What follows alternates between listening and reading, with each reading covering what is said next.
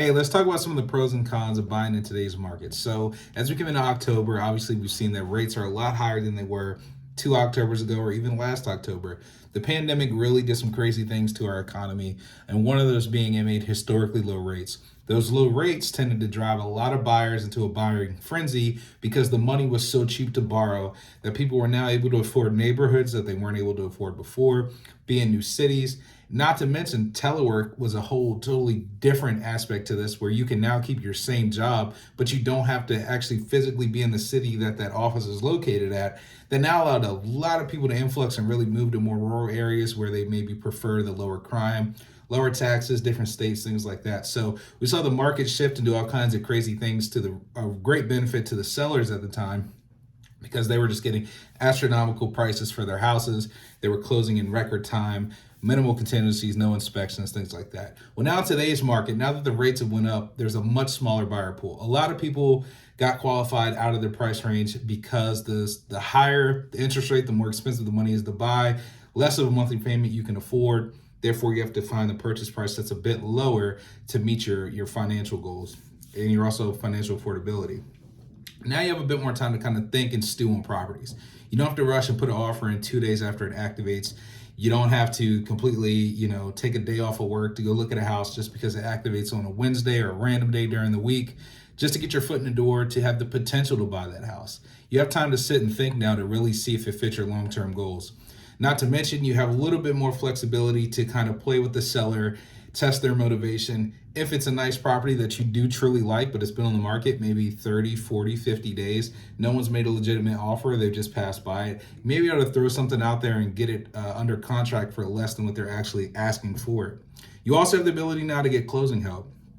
As I mentioned a few years ago, you better not put anything in your offer regarding closing help. Unless it was a very unique situation, like I said, an older house that had been sitting or something like that, the sellers were not going to give you anything at the table.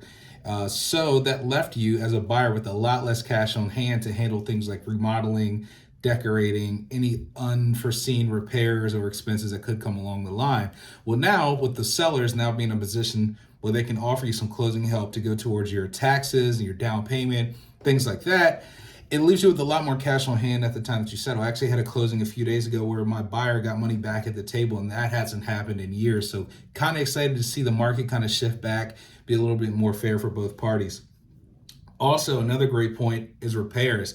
Like I mentioned, similar to closing help, you were lucky if you were going to get a week of inspections. So because there were so many people offering on the same house, some offers had minimum inspection contingencies. So now you can not only get your full inspections done, but you also have the ability to get the seller to fix some of the big ticket items that may cost you a lot more money down the road where you didn't really have that option a few months ago. And another thing with the rates, a lot of people now are kind of, even the ones that can afford a mortgage are kind of waiting to see what the economy does. And I don't blame them. I understand both sides of the perspective that people have right now. There's a lot of uncertainty in our own economy and the global economy. We have a war on one side of the world. We have supply chain shortages. We have record high inflation. And because we have all these kind of actions all going on at the same time, it's made a 14-year high in interest rates. And that sounds scary, especially when you hear it on the news from an economist or somebody like that. But if you're like me, I think 10 years ago was 1999. Everyone's dates are completely wrong. 14 years ago was 2008. We know what happened in 2008. It was crazy. Rates were high. People were buying at a frenzy. People were buying things that they shouldn't afford, should have never got qualified for. Market crapped itself. There was a lot of new construction that just sat vacant with the expectation that people were going to buy it. So there was a surplus of inventory driving house prices down for people like you and people that were looking to buy. To the benefit of the people that bought back then, they got some really good deals on some short sales. For the people that had just bought a house, kind of tanked. They lost their equity. So I understand why people are kind of scared or leery of jumping into something as big of a purchase as a house.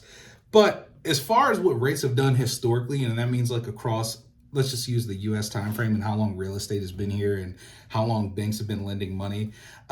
Even at 7%, it's still in the lower end of the averages. Like there's been double-digit rates, high double-digit rates, similar to credit cards, like 18, 19, 20% sometimes. And then there's a latency bias now because we just saw literally historically low rates where there was pretty much like no interest being charged. I mean, 2% stretched out over this 30-year mortgage was barely anything to a lot of people. So people were put in a very good position to buy a few years ago. And so when you compare your current situation where you're already fighting expenses like grocery and gas and things like that, and then someone asks you to pay 7% interest on top of that for a mortgage, it does seem a little bit absurd. But at the end of the day, it's always going to be a lot cheaper than renting your house. That is 100% interest. That money goes absolutely to nothing. There are some flexibility advantages to renting where you have the ability to kind of pick up and go at the end of your lease, but you are 100% paying someone else's mortgage. Your money is not paying you back in any way, shape, or form, and you have no potential to make money. So once you pay that rent every month, it's just dead money, versus when you buy, you have the ability to build equity, do things just the way you want, and just have that overall just sense of comfort and that pride of ownership that, hey, this is your house no matter what till the end. It's your baby, it's your responsibility all the way to the end of your note. Thank you guys. Hopefully this helped you. If you have any questions about buying, just reach out to me on my cell phone. Just send me a text or give me a call, 240-434-6532. Thank you.